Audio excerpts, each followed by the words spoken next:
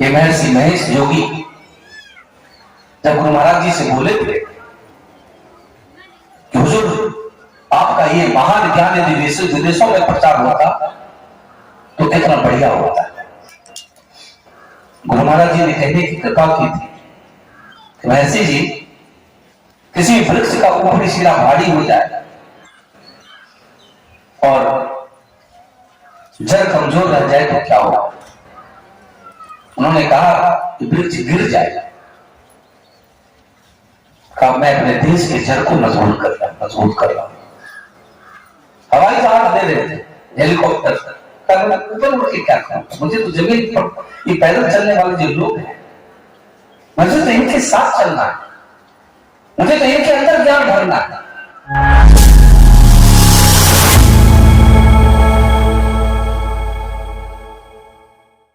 सदगुरु महाराज की जय। सदगुरु महाराज के श्री चरणों में कोटि कोटि नमन। पूज्य बाबा के श्री चरणों में कोटि कोटि नमन। धर्म प्रेमी सदात्माओं, माताओं एवं बहनों,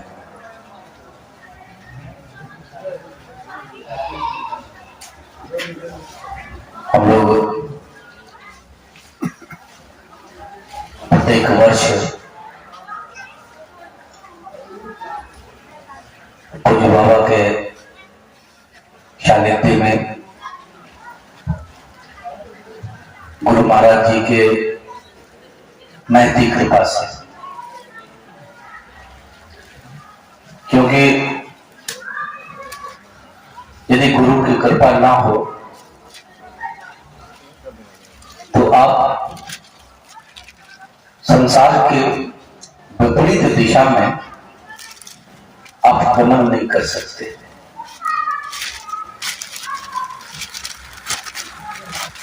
एक ऐसी सत्ता जो सत्ता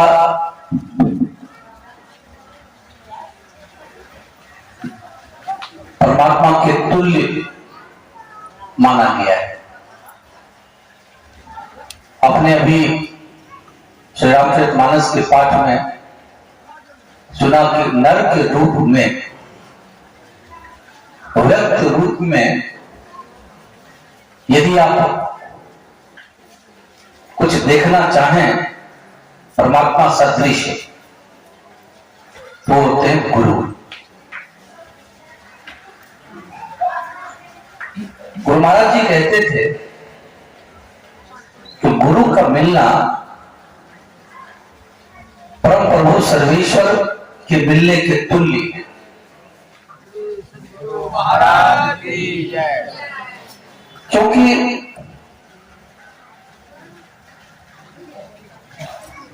गुरु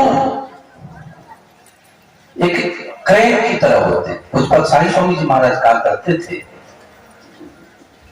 कि जैसे किसी गाड़ी को आपने देखा होगा, किसी गड्ढे में एक्सीडेंट कर दिया, गिर गया, हजारों आदमी मिलके उस गाड़ी को पटरी पर नहीं चला सकते, लेकिन क्रेन एक ऐसी शक्ति होती है जो बहुत आसानी से उस गड्ढे से उठा के उसके सही जगह पर उसको प्रतिष्ठित कर देता है। इसी प्रकार से गुरु इस संसार में आते ही क्यों है? किन्हीं के द्वारा भेजे गए हैं निश्चित रूप से। संत गणितदास जी महाराज ने कहा कि साहिब से सतगुरु है, सतगुरु से भय साथ, ये तीनों अंग एक हैं, गति कछु अगम अगाध। व्यक्त रूप में गुरु इसलिए आते हैं, दरिया साहब ने कहा कि डूबत रहा भव सिंधु में लोभ मोह की धार। संसार के समस्त प्राणी नाना प्रकार के विकारों के साथ जुड़ के नाना प्रकार के दुर्गतियों में सदियों से पड़े हुए। इसको भवसागर कहा जाता है, दुखों का सागर। यहां दुखों की कमी नहीं है। दुख को दूर करने की जितनी चेष्टा यहां की जाती है, उसी अनुपात में दुख बढ़ता चला जाता है। पानी में एक प्रकार का जाल होता है, एक बार जब कोई जीव उसमें जाके फंस जाता है और उसे बाहर निकलने के लिए जितना छटपट करता है, वो जाल उतना ही अधिक उसके ऊपर लिपटता चला जाता है, अंततः उसकी मौत हो जाती है। इसी प्रकार से इस संसार में जितने जीव आए हैं,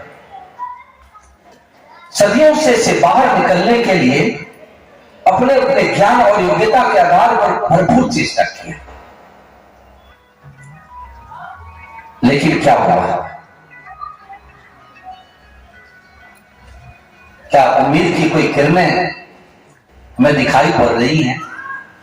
क्या सफलता की तरफ हमारा कदम आगे बढ़ा? नहीं। क्यों? इसलिए कि हम हैं कहां?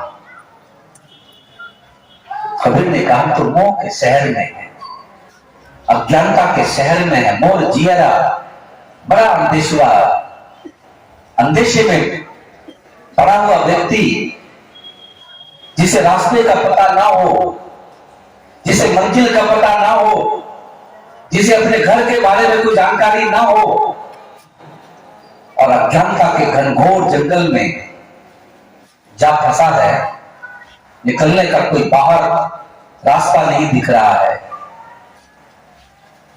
आखिरकार उसकी दुर्दशा क्या होगी, उसकी हालत क्या होगी? कोई भटकाव आज का नहीं है, और भटकाव इसलिए कि सबसे पहली बात अज्ञानता के घोर अंधकार में तो जीव होता ही है, और साथ साथ उनके इर्द गिर्द उनका मार्गदर्शन करने वाले जो होते हैं, वो भी उसी अज्ञानता के घोर अंधकार में जकड़े हुए। जइयो कौन हो, किस ओर जाओ? तो ईश्वर परमात्मा की कृपा होती है, और फिर एक सत्ता जिसको गुरु के रूप में आप जानते हैं, ईश्वर की सबसे बड़ी कृपा जब होती है तो जीवों को गुरु की सानिध्यता प्राप्त होती है, गुरु के करीब पहुंचते हैं। लेकिन गुरु के करीब ऐसे नहीं पहुंच सकते आप। गुरु के करीब पहुंचने के लिए आपके जीवन में संतों का, गुरु का सबसे पहले विचार आ रहा है। उसी विचार का नाम है सत्संग। आप महापुरुषों के विचारों को सबसे पहले सुनते हैं, और सुनते सुनते आपके भीतर लगता है कि हमारे से जीवन का मकसद सिर्फ संसार में पंच विषय को भोगना में करेगा और इसी के साथ जीना नहीं है।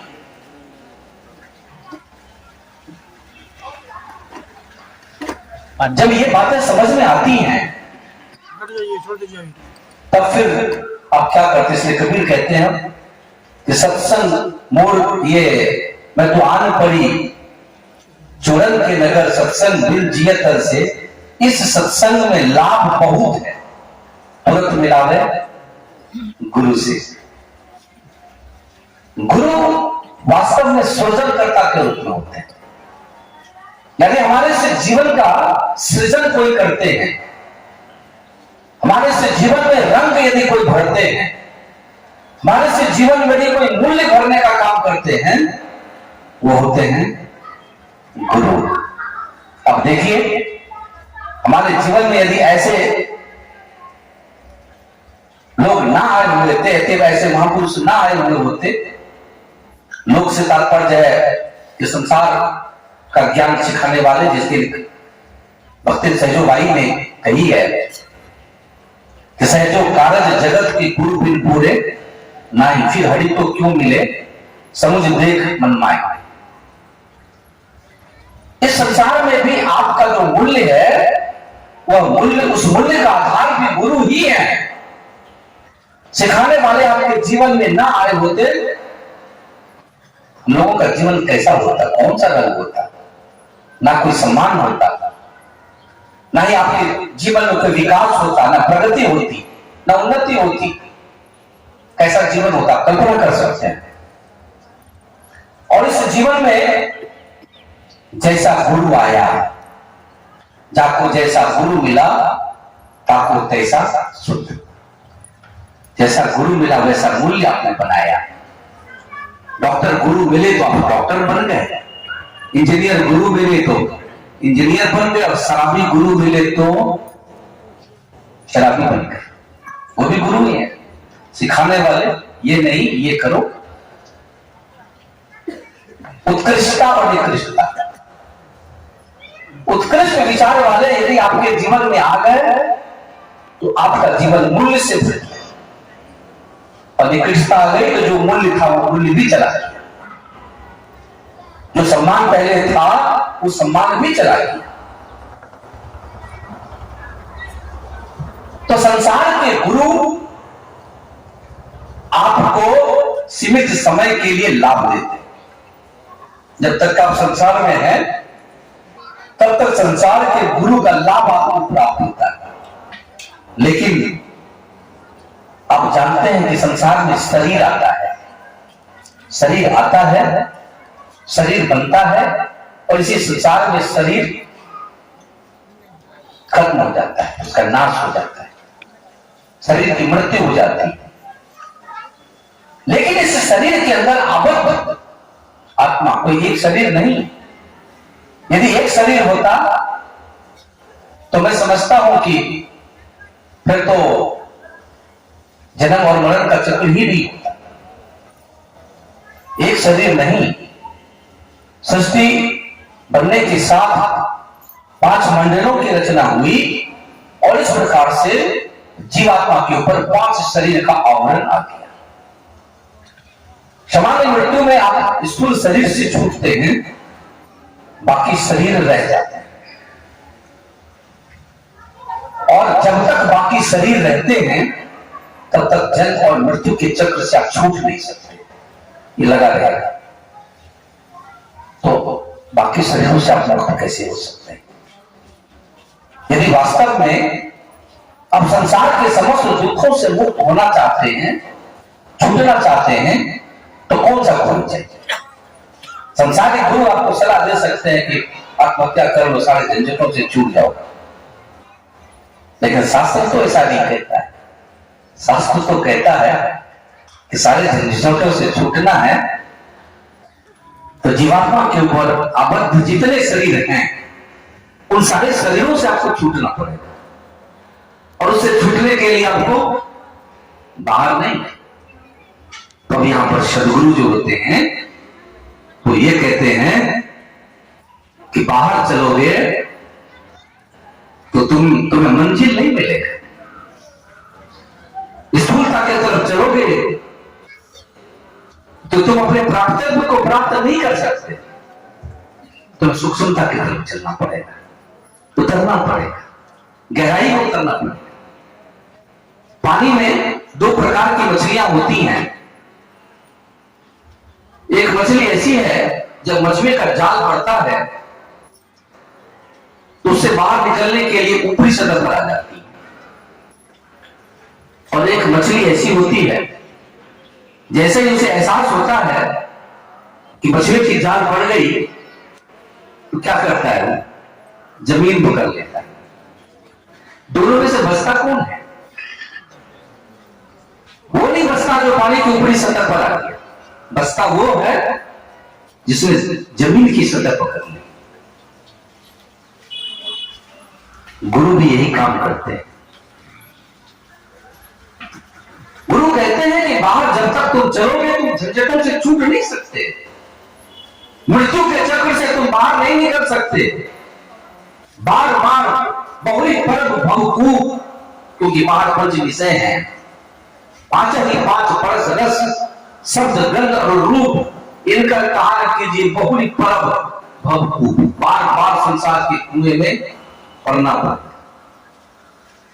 तो संत पुरुष जो होते हैं, आत्मज्ञानी महापुरुष जो होते हैं, वो क्या करते हैं? वो कहते हैं कि बाहर नहीं, अंदर चलो, अंदर की गहराई में उतर जाओ। गुरु महाराज जी क्या कहते हैं? स्थूल सूक्ष्म कारण महाकारण कैवल्यों के पार। हमेशा के लिए सारे दुर्गति से बाहर निकलना चाहते हो, समस्त दुखों से बाहर निकलना चाहते हो, तो सारे आवरणों से तुम्हें पार जाना पड़े। और इसी के लिए गुरु आते हैं। और आपने अभी अभी के प्रवक्ता से सुना कि गुरु जो होते हैं हमारे जीवन में ज्ञान का प्रकाश देते हैं। जैसे अंधेरे में पड़ा हुआ आदमी किस दिशा की ओर जाएगा, कहां ठोकर खाएगा, तो गिरेगा, क्या हालत होगी उसकी, उसको पता नहीं होता। लेकिन आपके पास यदि रोशनी है, प्रकाश है, वो प्रकाश आपका मार्गदर्शन करता है, आपको सही दिशा में चलने की प्रेरणा देता है। इसलिए प्रकाश चाहिए, ज्ञान का प्रकाश चाहिए। ज्ञान का प्रकाश अज्ञानता में पड़ा हुआ जीव नहीं दे सकता। ज्ञान का प्रकाश जिसके पास प्रकाश है वो प्रकाश दे सकता है, अंधकार कभी प्रकाश नहीं दे सकता। इसलिए वास्तव में गुरु होते ही वही हैं जिनके पास ये समस्त चीजें होती हैं, जो समस्त गुणों से उत्प्रोत हो जाते हैं। परमात्मा को प्राप्त जिन्होंने किया समस्त गुणों से उत्प्रोत हो जाते हैं, कोई गुण उनमें कम नहीं होता। तो गुरु आपके जीवन में जब ये प्रकाश देते, ज्ञान का प्रकाश देते हैं, रोशनी देते हैं, आपको एहसास कराते हैं कि आप हैं क्या। आज की धारणाओं के विपरीत मैं समझता हूं कि मैं किसी का भाई हूं, किसी का पुत्र हूं, नाना प्रकार के रिश्तों के रूप में आज अपने को आप देखते हैं, यही परिचय आपने समझा है। लेकिन गुरु कहते हैं नहीं, ये जो तुम्हारी समझ है, भ्रामक समझ है, भ्रम से भरा हुआ समझ है, या ज्ञानता से प्रेरित समझ है, इस समझ से तुम बाहर निकलो।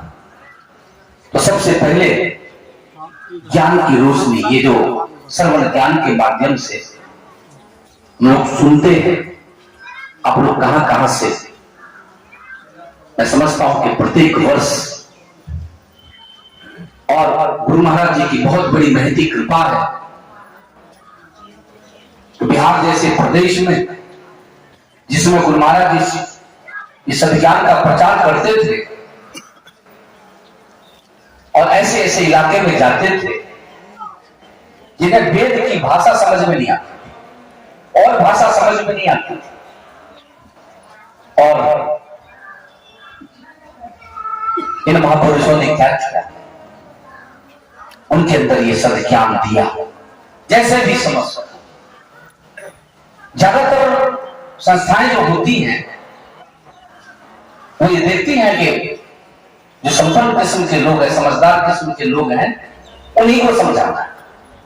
लेकिन गुरु महाराज जी कहते थे कि जिनको कोई नहीं पूछता है मेरे पास ले आओ।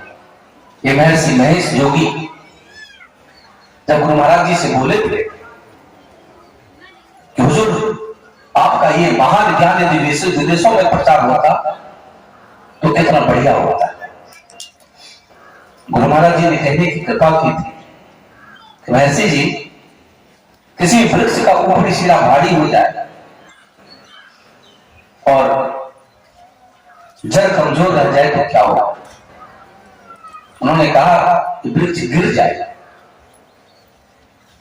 कहा मैं अपने देश के जड़ को मजबूत कर रहा हूं। हवाई जहाज दे रहे थे, हेलीकॉप्टर, ऊपर उड़ के क्या करूं, मुझे तो जमीन पर ये पैदल चलने वाले जो लोग हैं, मुझे तो इनके साथ चलना है, मुझे तो इनके अंदर ज्ञान भरना है। सही महापुरुष जो होते हैं वास्तव में सबसे जो निचले दर्जे के लोग होते हैं उनके अंदर ये सब ज्ञान भरते हैं। और आप देखिए आज जिनको बिल्कुल अध्यात्म की बातें समझ में नहीं आती थी, जैसे जीवन को कैसा खान पान चाहिए, कैसे जीना चाहिए, ये पता नहीं था, लेकिन आज वो वेद की बात करते हैं, आज वेदांत की बात करते हैं। ऐसे महापुरुषों के श्री चरणों में हम लोगों को जाने का सौभाग्य प्राप्त हुआ है। और तब गुरु महाराज जी कहते हैं कि बिना गुरु की कृपा पाए नहीं जीवन उधारा है। उधार चाहते, समस्त दुखों से छूटना चाहते तो गुरु की कृपा तुम्हें प्राप्त करनी पड़ेगी, नहीं जीवन उधारा। किस रूप में उधार करते हैं? फंसी श्रुति आज जम फांसी। श्रुति ये जीवात्मा कहां फंसी हुई है? जम के फांसी। कहे कबीर धर्मदास से जम बंसी लगाया, जमराज की फांस में फंसी हुई। फंसी श्रुति आज जम फांसी, आए सुधी आपनी नासी। अपने सुधी को जीव भूल बैठी, मैं कौन हूं, मैं कौन हूं। इस रूप में अभी आप परिचय जानते हैं, ये परिचय सही परिचय नहीं है। स्वामी दयानंद सरस्वती गए विद्यानंद स्वामी के पास में अध्यात्म का ज्ञान लेने के लिए, आत्मज्ञान प्राप्त करने के लिए। नेत्रहीन थे, आंख से दिखाई नहीं पड़ती थी, कमरे में बंद थे, कमरे में बंद थे। बाहर से उन्होंने कुंडी खटखटाई, अंदर से आवाज आई कौन? स्वामी दयानंद जी चुप हो गए। दूसरी बार फिर कुंडी खटखटाते हैं, कौन? चुप हो गए। तीसरी बार उन महापुरुषों ने पूछा कि मैं पूछता हूं तुम कौन हो, बोलते क्यों नहीं? स्वामी दयानंद सरस्वती ने कहा कि मैं तो यही जानने के लिए आया हूं कि मैं कौन हूं। इसी बात का मुझे पता नहीं है, कृपा करके यही बता दें कि मैं कौन हूं, मैं कौन हूं। आप अपना बहुत परिचय जानते हैं, मैं डॉक्टर हूं, मैं ये हूं, पता नहीं कितने परिचय। लेकिन संतों ने कहा कि तुम्हारा सही परिचय नहीं। सही परिचय ये जितने भी ऊपर से चिपके हुए मार्का हैं, इस समस्त मार्काओं को हटाता है।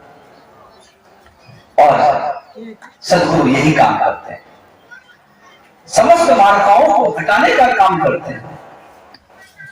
और जब समस्त मार्का हट जाता है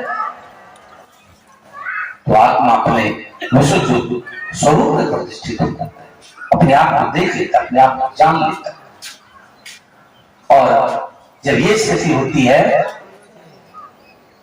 तब लगता है करीब मैं क्या था, क्या था और क्या हूं वास्तव में? क्या यही था जो मैं समझ रहा था? नहीं। इसलिए कबीर साहब कहते हैं कि बिन गुरु नर, बिन सदगुरु नर रहत भुलाना, खोजत फिरत राह नहीं जाना। केवल सुतले आय घरड़िया पाल को से आना, करत कलोल रहत अजियन संग आपन मर बनौ नहीं जाना। इस वाणी में कबीर ने एक कहानी के माध्यम से अध्यात्म के विशुद्ध ज्ञान को समझाने की कोशिश किया हुआ। एक घरेड़िया जंगल में जाता था, भेड़ बकरियों को चुराता था। अचानक एक दिन एक शेर के छोटे से बच्चे को उन्होंने देखा जिसकी आंखें नहीं खुली थी। जो मांसाहारी जीव होते हैं जन्म के कुछ दिनों के बाद में जाकर उनकी आंखें खुलती। घरेड़िया उस छोटे से बच्चे को उठा के ले गया। कुछ दिनों के बाद जब उसकी आंखें खुली, उसने क्या देखा? उसने देखा अपने इर्द गिर्द कोई भेड़ बकरियां थी। उसकी आवाजें सुनाई पड़ी, नहीं मानते उसकी उसने देखा अपने इर्द गिर्द जो कुछ भी देखा,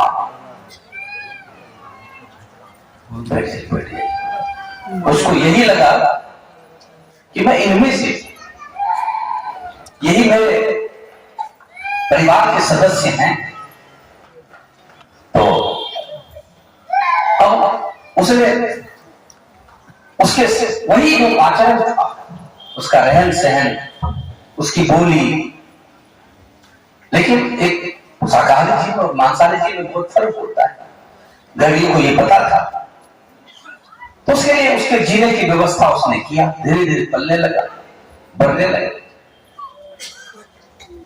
उस बच्चे ने भरपूर कोशिश किया कि पूरी तरह से मैं इसकी क्रियाकलाप में शामिल हो जाऊं, ऐसा ही करने लगूं, लेकिन संभव नहीं था, क्योंकि दोनों विपरीत दिशा में चलने वाला जीव,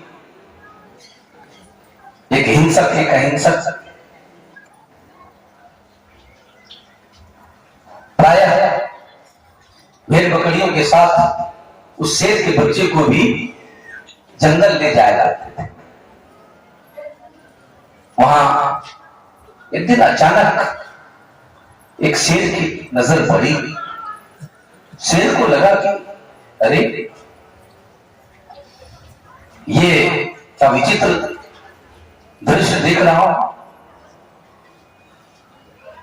हमारे जाति का ये शेर, और जो हमारा भोजन है, जो हमारा आहार है, जिसको खा के मैं जीवित रहता हूं, उसके साथ इसने दोस्ती कर ली है। लगता है कि ये अपने स्वरूप को भूल गया, इसको पता नहीं मैं क्या हुआ। क्या हुआ? भाग के जाता है और पकड़ा उस शेर के बच्चे को। शेर को देखते ही समस्त बकरियां, एक बकरी वहां से भाग निकला। इसने भी बार बार आग्रह किया, मुझे भी छोड़ दो, मेरे साथ वाले सब जाली, मुझे क्यों पकड़ के रखे? शेर ने कहा कि यही भ्रम तो तुम्हारा दूर करना है, यही बात तो तुम्हारे अंदर, यही समझ विकसित करना, यही बताना है कि तुम क्या हो। तुमने जो अब तक देखा है, तुमने जो अब तक समझा है, वो सत्य नहीं है। सत्य अब मैं तुम्हें बताता हूं, चलो मेरे साथ। उसको ले गया तालाब के किनारे और वहां ले जाके देखो, इस तालाब के पानी में तुम अपना चेहरा देखो। देख लिया, फिर कहते हैं अब तुम मुझे देखो। देख लिया, कहा एक चीज बताओ कि दोनों के रूप में कोई अंतर है?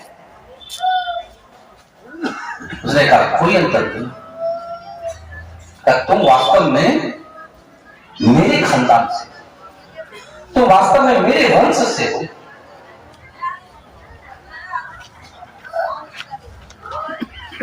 तुम वास्तव में मेरे अंश से, और तुम बहुत बड़े गलत फहमी के शिकार हो चुके हो। तुमने उसे अपना खानदान और वंश मान लिया है। और देखो, तुम्हारे अंदर एक ऐसी आवाज दबी हुई है जिसे मैं तुम्हें सुनाता हूं। सुनाया, जो उसकी धार लगाई, ये आवाज तुम्हारे भीतर भी है। तुम्हें बात लगाना, लगाया तो ऐसी धार उसने लगाई, ये जो शेर था, इस शेर का भी सिद्धि पिट्टी को देखा तुम क्या हो। तो उसको अपने इस सोच पर हंसी आई। हंसी आई, मैं क्या था, क्या सोच रहा था, क्या बना हुआ था, और मैं क्या हूं। तो सदगुरु भी क्या करते हैं, ये इंद्रिय रूपी भेड़ बकरियों के बीच में जब से हम जन्म लेते हैं, तब से यही भेड़ बकरियां, ऐसा लगता है कि मैं इसी से अपने स्वरूप को इसी रूप में उसने स्वीकार किया है। लेकिन सदगुरु रूपी शेर जब आते हैं तो बात का पदार्पण हो रहा है। स्वागतम गुरुदेव शरणागत गुरुदेव स्वागतम गुरुदेव शरणागत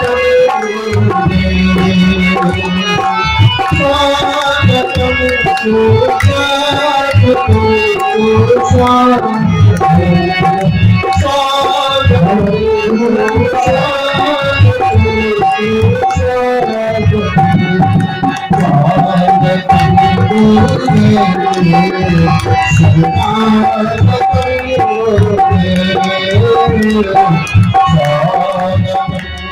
स्वागतम